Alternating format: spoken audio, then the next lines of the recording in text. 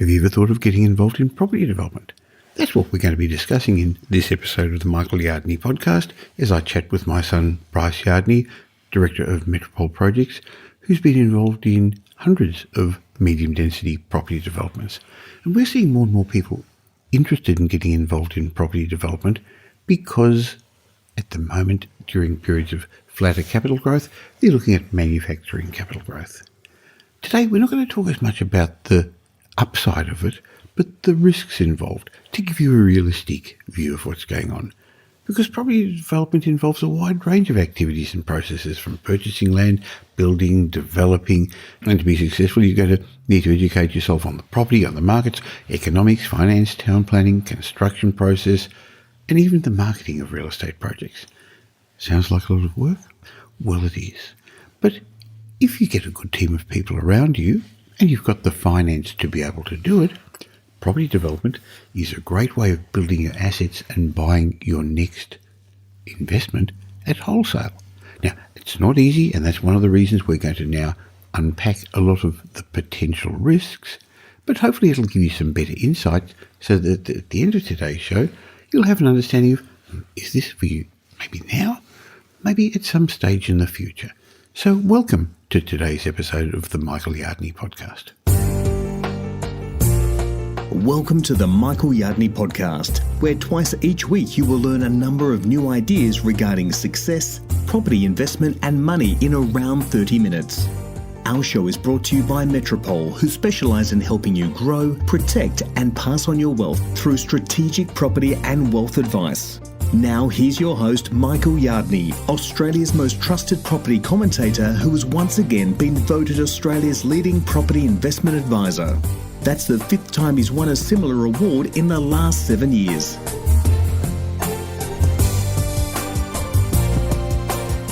Have you ever wondered how to get started in property development? I've recently noticed a trend that more investors are wanting to become property developers.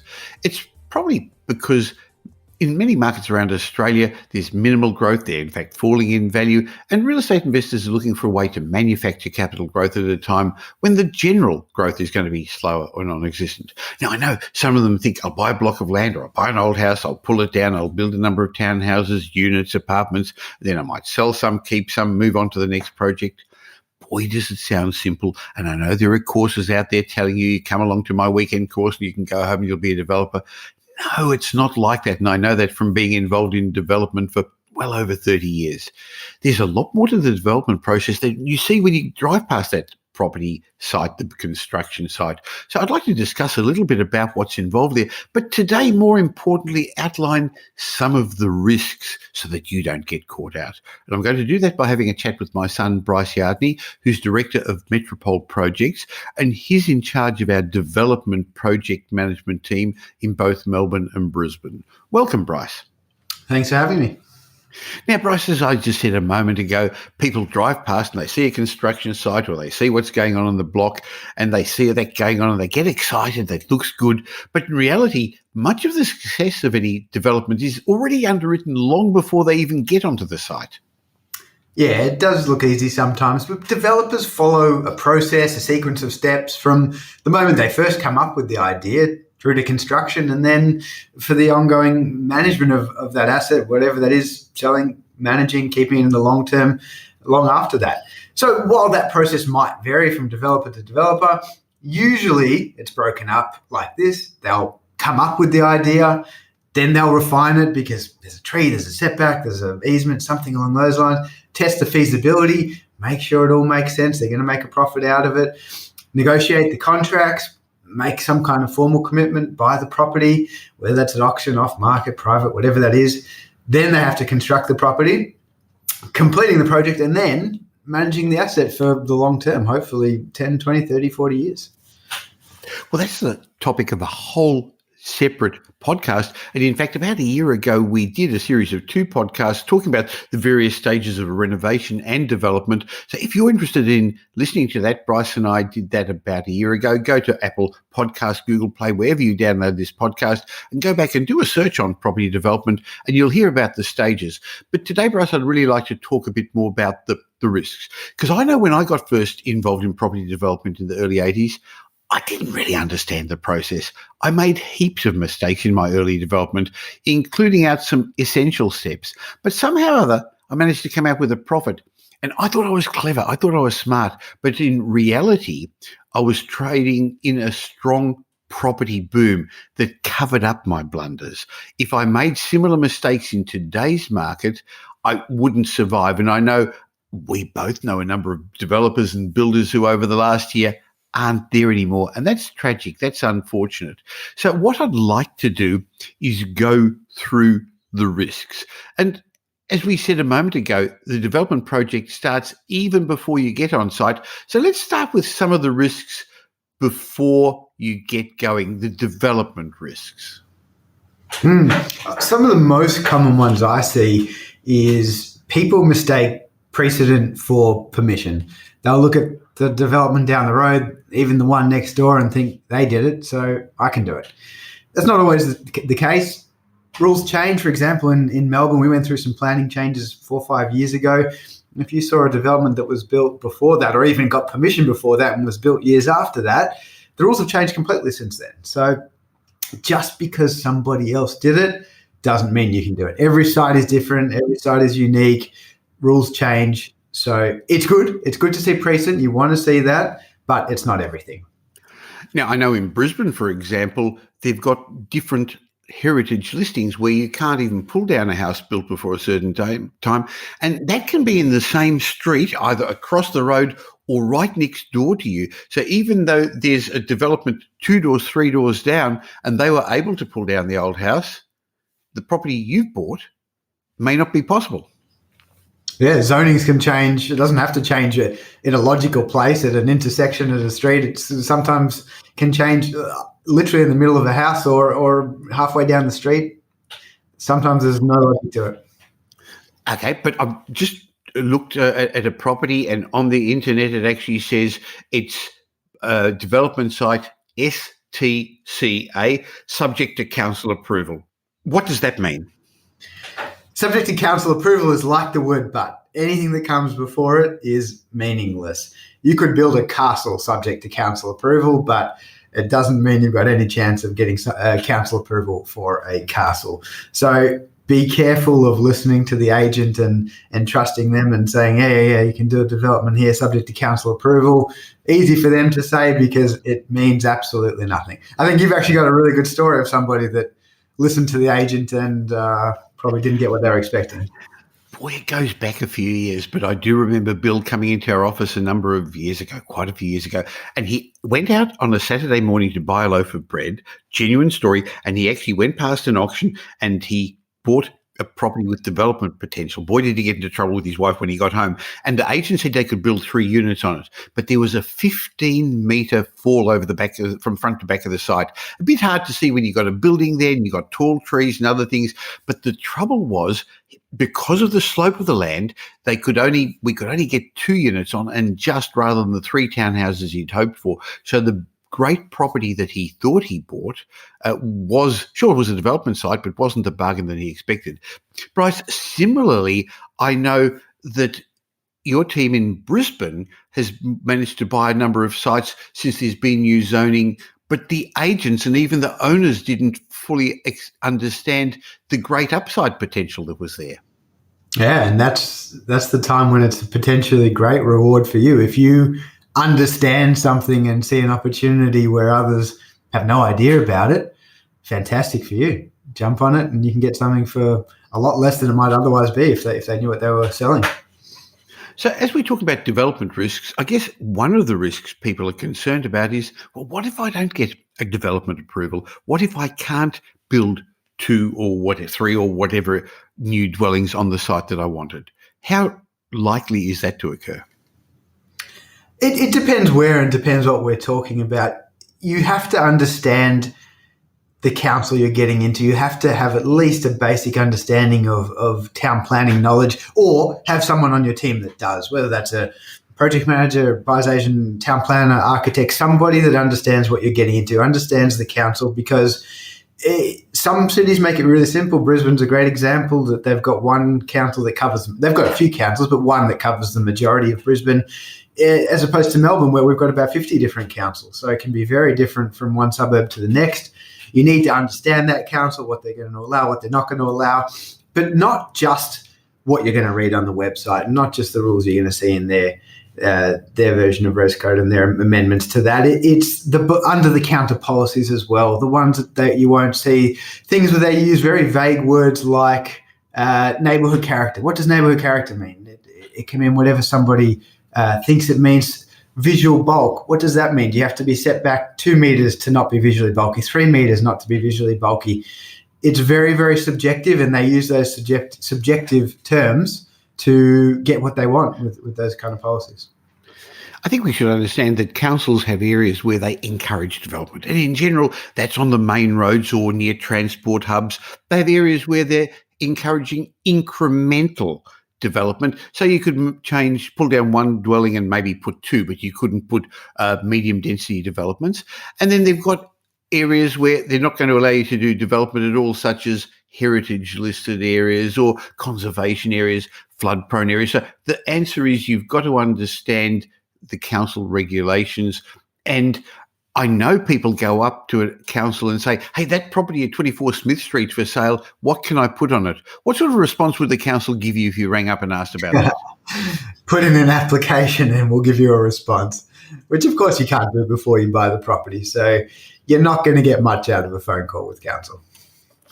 So as we're walking through what to watch out for if you're considering getting involved in property development, we talk about the risks, and there's the development risk. The other risk, of course, is the market risk. In other words, if you are building to sell, and that's not our recommended strategy.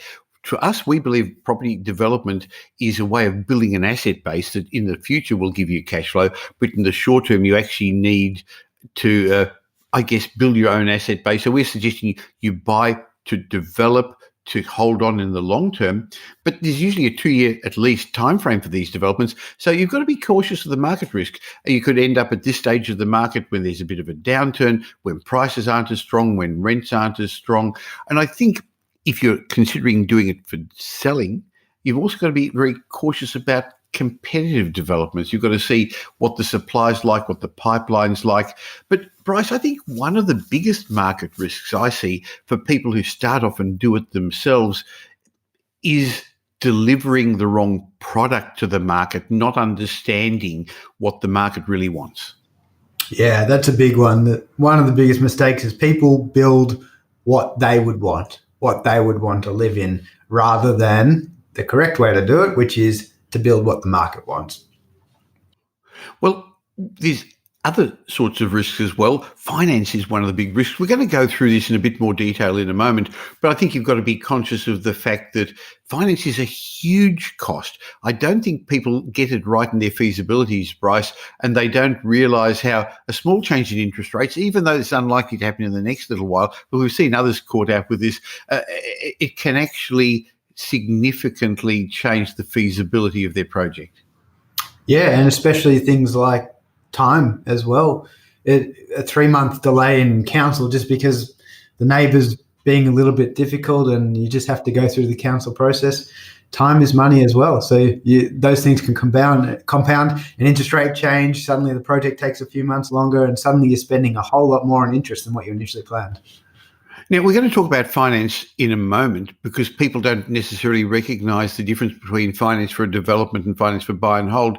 But what are you finding with your clients currently in the lending environment? How are the banks with regard to lending for developments?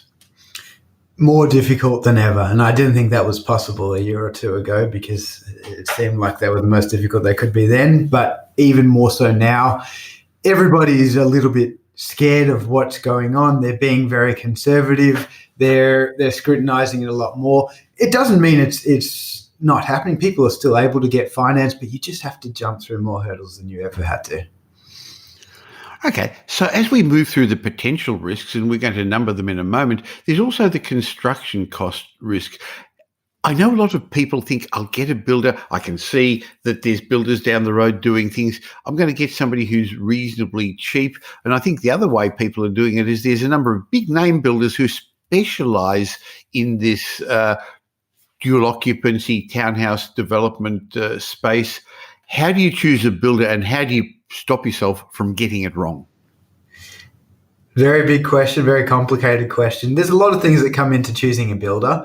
The three big ones are quality, time, and dollars. Quality is not something that you should ever sacrifice. Time is something to take into account. Time is money, like we said before. And the dollar is obviously an important one as well. But people often make the mistake of being so attracted by the dollars that they forget the quality and sometimes forget the time as well. And like you said before, they get sucked in by the big guys with nice advertisement and low attractive starting prices. A client came to me about a few weeks ago, maybe a month or so ago now. They went to one of the big guys and their contract started at, I think it was about $440,000 a unit. And by the end of it, by the time they'd allowed everything, because suddenly it's not a perfectly flat block and a perfectly normal cookie cutter build, and a little bit for the extra 1% slope on the land, a little bit for extra sewer pipe, a little bit for changing this spec to that spec. They ended up at $650,000 per unit. So we're talking about 30-40% increase on that base advertised price to what they were actually going to build. So be careful of getting sucked into those big guys.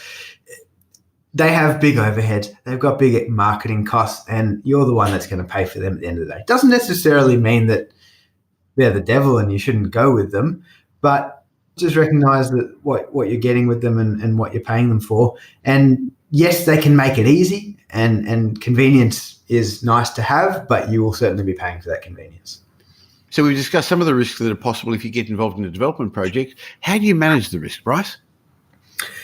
One good way to do it is always leave yourself a contingency, whether it's a small renovation, big development, anything in between. There will always be unexpected costs, so always leave yourself something for those unexpected costs. And it might come about because of something you didn't allow for, you didn't account for. It might be your knowledge gap that's meant that it's got to cost more than you expected it to cost. It could be something completely unexpected. I've heard some interesting stories like we've gone and dig the foundations for a site and they've come across an old septic tank in the ground. What can you do with that? That's nothing anyone could have foreseen, nothing you can do about it. You've just got to dig it out, pour some concrete in and move on. And they're the kind of things that you have to allow a contingency for. And that's going to be dependent as well on not just what you're doing, but your level of expertise. The first one or two times, you might want to allow a much bigger contingency than someone who's done it 4 or 5 times. So the contingency depends upon the length of time your project's going to involve, how many uncertainties there are, if you've got a permit already, a development approval, or if you haven't, and your level of experience. And in my mind, one of the biggest risks in development is actually the developer, you, the person listening to this. So if people said to Bryce or me, hey, is doing a 3 or 4 unit, 5 unit townhouse development risky? No, it's not. It's not for us. It may be for you because you've never done one, but it's not for us because we're doing that all the time. But if you ask me, Michael, is building a high-rise tower risky? Well, to me, it is. I've never done it. If you ask Harry Triggerboff or Stockland or Mervac, they'd say, no, we do it all the time. So the risk really lies with the developer, but you can mitigate that risk by having the right team around you, Bryce. Yeah, that's what you're employing a good project manager for, to, especially for the first couple of times that you go through it, someone to hold your hand and make sure you're not making some expensive mistakes along the way. I think that's a good point because you're probably going to learn most of what you're going to learn in the first couple of projects. You're going to make 80% of your mistakes. So you've actually got to get through those so that you can get to the next one, because if you lose your money in the first one, apart from losing your confidence, you're not going to be able to go to the next, the second or the third project anyway. Yeah, absolutely. So let's have a look at a couple of the other risks I'd like to outline if you're considering getting involved in property development. But before we've turned you off completely, let me remind you that that's the way a lot of wealthy investors have built their asset base. And most of them have started small. They've started doing renovations, and then they've done a small development, and they've gone on to bigger things. So don't let this put you off. In fact, I know a lot of the clients that you're helping currently, Bryce, are in their third and fourth project, because once you get it and it works and you're manufacturing equity and you're getting good cash flow, it actually can almost be a self-perpetuating machine. Yeah, and some people look for fun and excitement, and I want to do something different. I want to do it in a different area this time. And the answer is why? It's worked so well for you before. The fundamentals haven't changed. There's no reason it won't work so well again. Why change it up? Why not rinse and repeat? Now, I know of the 50-odd projects we're currently involved in, or your team's involved in at Metropole, over a third of those are repeat clients, and a number of them are clients who are in their third and fourth project. So get it right up front, and then you can use this. Now, you can't do one every year. It doesn't work as simply as that. Finance is still the biggest obstacle. So I think to become a successful property developer, you've got to understand that you need more money than you think you will. So it's not as simple as just giving up your day job and being a property developer, because in the current tight finance environment, the banks are going to want to ensure that you can service the loans. So you've got to have sufficient initial equity, plus you've got to have the serviceability. And in my mind, as I said a bit earlier on, you should be in developing properties to build your asset base, not to have fun, not to replace your job, not to be busy. In fact, most property developers that we're involved with have a day job or a business or a profession on the side that gives them the ability to become property developers. Yeah, absolutely. One of the biggest mistakes is not having enough money behind them. And often that will come from your day job. You're going to have to hold on to it for a little while, unfortunately. Giving up your day job might be the long-term goal, and you'll get there eventually, but you need the cash flow, you need the serviceability to get the finance to do the developments. Now, banks look at developments differently. So if it's a 2-unit townhouse duplex development, they treat that as a residential loan and lend you 80% of the purchase price, 80% of the construction cost, but there's a whole lot of costs they still won't lend you at. So that's where you need your cash up front, isn't it, Bryce? Yeah, you've got the hard costs, which are the land and the construction, and then there's the soft cost, which is pretty much everything else, and they're the ones that the bank won't lend for. Things like probably stamp duty, interests, consultant costs, all the other little costs involved in development to get you through. So you've got to have enough to, first of all, allow for them and have enough to get you through to the end. Well, you said little costs, but when you add them up, they are all little, but they add up. So it's the town planning and the surveying fees and the architect's fees and the arborists and the engineers and the soil tests. It goes on, doesn't it? Oh, yeah. There might be tens of thousands of dollars. In the scheme of things, there might not be that much, but yeah, sure, it's not pocket change. One of the other big mistakes I see people make, Bryce, is fudging the figures for their feasibility. They want to make it work. They're so keen to make it work. Look, you know yourself, you can do anything with numbers and figures and make them look good or not. But part of it is not knowing what figures to even put in a feasibility. Yeah, it's very easy just to change a number here or there, click a mouse once or twice, and suddenly the development looks really good. But you have to know, get your inputs right, because the feasibility study is only as good as the numbers you're putting in there. And more importantly, be honest with yourself and maybe even be a little bit conservative and understand that you might have got it wrong. You might not have allowed for something and allow a little bit of fat in it for that. The longer you've been doing this, the more accurate the numbers you're using, the less fat you have to allow, the less buffers you have to allow. So we have very, very substantial databases of construction costs, and we actually even have our own construction company which does some of the projects. So we have access to pretty accurate numbers and figures that you've built up over almost a decade now, so that we can put the right figures in. And that's one of the things you also need perspective. I think one of the other big mistakes people don't realise when they go in is the power of their neighbours and the power of the council in deciding what you can build.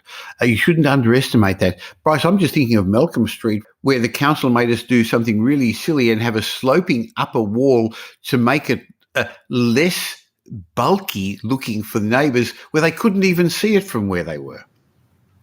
Yeah, there is a set of rules that everyone has to follow: developers, neighbours, council. So as long as you play by those rules, you should be okay. But then there is the subjective side of town planning. There's always grey areas of town planning.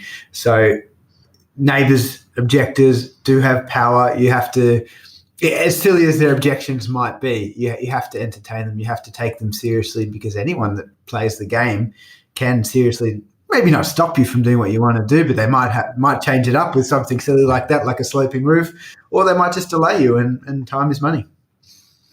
Now, I think another mistake people make is not employing a project manager. In other words, they buy a land and they go to a builder, and the builder says, oh, you don't need a project manager, but who's managing the building? Now, or the construction process, I guess.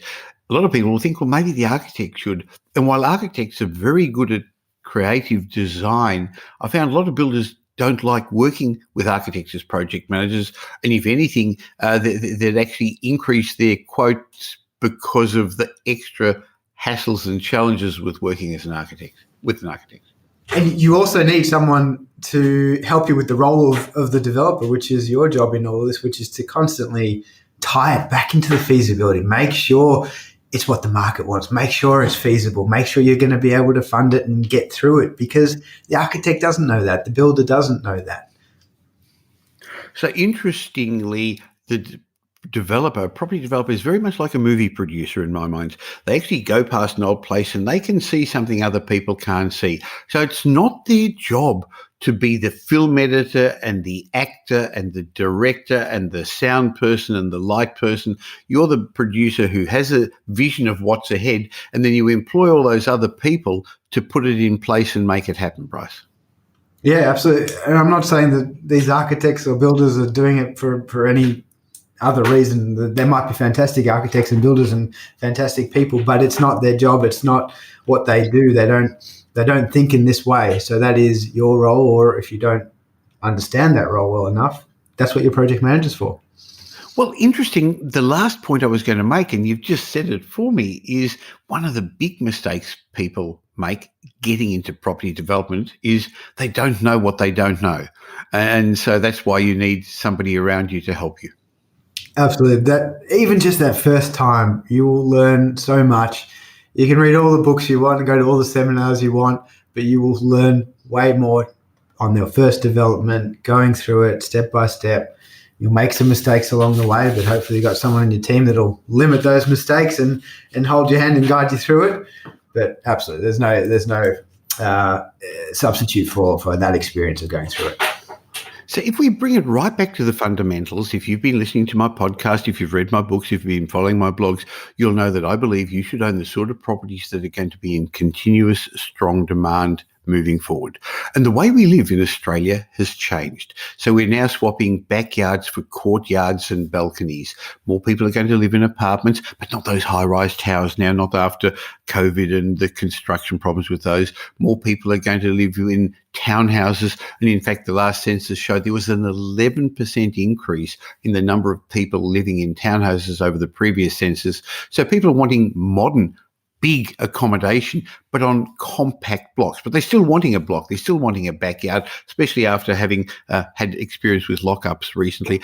And that's the area that Metropole specialise in and have been doing it since, well, I've been first involved in property development since the 1980s, and in the 2000 we've been helping hundreds and hundreds of clients do this. So if you're interested in exploring the option of building your asset base, manufacturing capital growth, getting it at wholesale, why not have a chat with Bryce Yardney and his team? And currently we manage development projects in Melbourne and Brisbane. So depending upon what your budget is, we can help you. We're not involved in Sydney at the moment because the town planning regulations and the market are making it a little bit difficult there. But again, you should become a borderless investor. We've got to choose the right areas to invest in. So if you're interested in getting involved in property development, go to metropole.com.au and leave your details. There'll be a link in the show note, and have a chat with our team and see if it is right for you. So, Bryce, I hope we haven't scared too many people off. In fact, more importantly, I hope we've helped some people not make mistakes if they choose to get involved in property development. Yeah, and development can and should be fun and exciting, and you should be able to make good money out of it as long as you do it the right way and then you manage your risk properly. Thank you. Thanks for your time. Thanks for having me.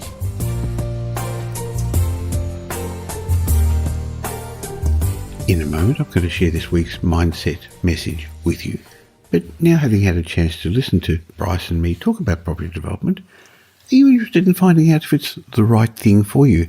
Remember, Metropole's been project managing developments for clients for over 20 years now. I'm still actively involved in my own property developments, and so's Bryce in his own ones too. So if you're interested in getting started in property development to help acquire your next investment at developers' costs, why not go to metropole.com.au, find out a little bit more about what we can do, how we've been helping investors become property developers, really what I call armchair developers, where we run the whole project for you. And we're also going to be able to explain to you how much money is involved, what you need to do, because we run project management services in both Brisbane and Melbourne. Why not go to metropole.com.au, leave your details, have a chat with our property strategists to see if property development could work for you so you can get involved at the wholesale end of the property market. Now here's Michael's mindset message. Remember, a change in your thinking will lead to a change in your life. Today's mindset message comes from a blog post by Dan Peterson, who wants to remind us about the importance of living in the present. It's a reminder to slow down, to breathe, and to realise the infinite potential that you are. He said, we're all trying to get somewhere, to a place where all our needs, all our desires are met.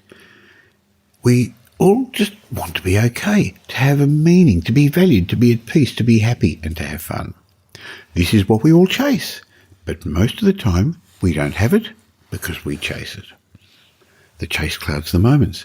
The chase blinds us to what we already have and to the availability of the peace in the here and now. The chase is a way of running from ourselves, said Dan Peterson.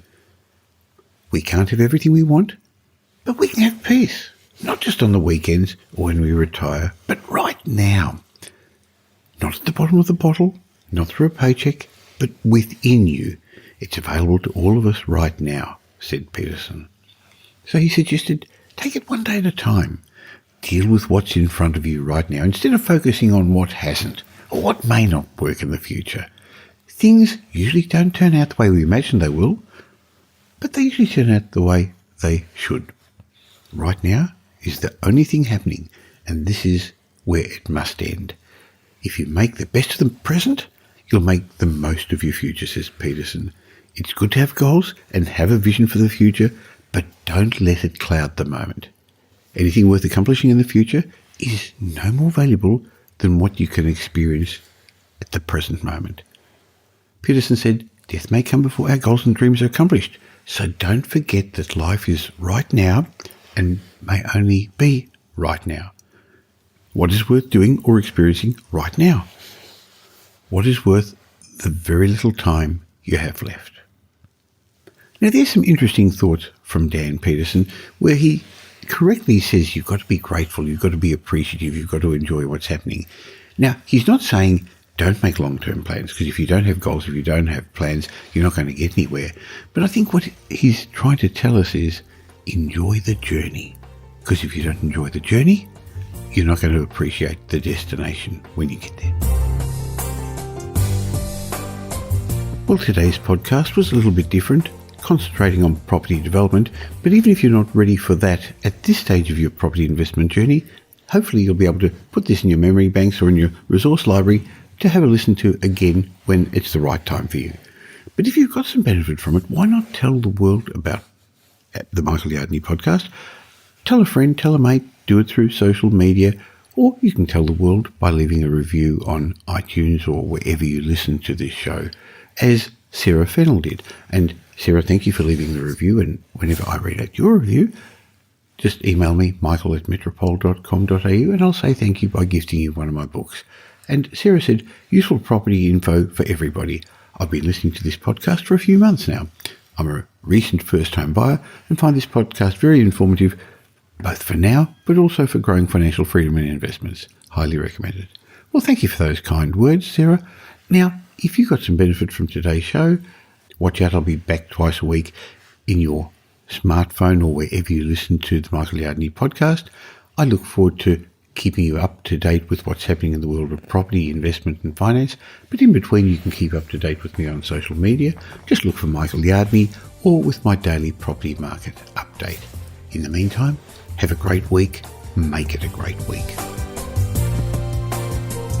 Thanks for listening to this episode of the Michael Yardney podcast, which was brought to you by Metropole, who help their clients grow, protect and pass on their wealth through strategic property and wealth advice. If you like what you heard and don't already subscribe, you'll find us on iTunes or on your favourite Android app as the Michael Yardney Podcast. Watch out for our next show, which comes to you twice a week, and you'll learn some new ideas about property investment, success and money in around 30 minutes. To get more of Michael's thoughts, go across to www.propertyupdate.com.au and sign up for his daily morning briefing, and you'll hear from not only Michael but a group of leading property success and money experts.